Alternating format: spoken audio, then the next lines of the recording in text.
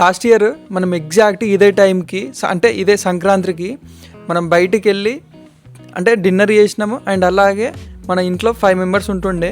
5 మెంబర్స్ని ఎట్లా అంటే పొద్దున్నే లేచి పూజ చేసుకోవడము, ఎప్పుడు పని చేయని లడ్డు బాబు పొద్దున లేచి పూజ చేసుకొని చాలా ఒక్కతోటి వేసుకొని ఉండే. అంటే సెలబ్రేషన్స్ పండుగ ఎట్లుండాలి ఏందనేసి చేసుకొని ఉండే బాగానే.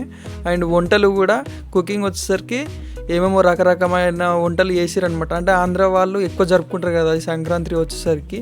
వాళ్ళకైతే ఇంకా కోడి పందాలు అవి ఇవని అంటే పెద్ద ఫెస్టివల్ లాగా జరుపుకుంటారు. మన తెలంగాణ సైడ్ బతుకమ్మ ఎట్లా సెలబ్రేట్ చేసుకుంటామో సంక్రాంతి అంటే ఒక పెద్ద ఫెస్టివల్ లాగా జరుపుకుంటారు అనమాట.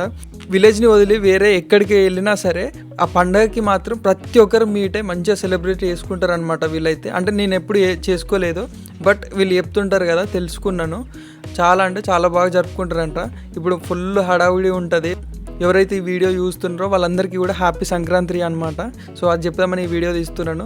ఈసారి వచ్చేసరికి అయితే మేము అనుకున్నంత సెలబ్రేషన్స్ అయితే చేసుకోమనుకుంటున్నాము, బట్ తెలీదు. బట్ వెళ్తే ఒకవేళ టెంపుల్కి వెళ్తామేమో, అంతే, అంతకుమించి అయితే ఏముండదు. ఇఫ్ పాసిబుల్ అయితే బయటికి వెళ్ళి తింటే తినగలుగుతాము, లేదంటే అంతే నార్మలే ఇంకా. అండ్ ఎవ్రీ ఇయర్ ఎప్పుడు ఎట్లా ఉంటుందని ఎవరికి తెలియదు కదా, సో చేంజ్ అయితేనే ఉంటుంది.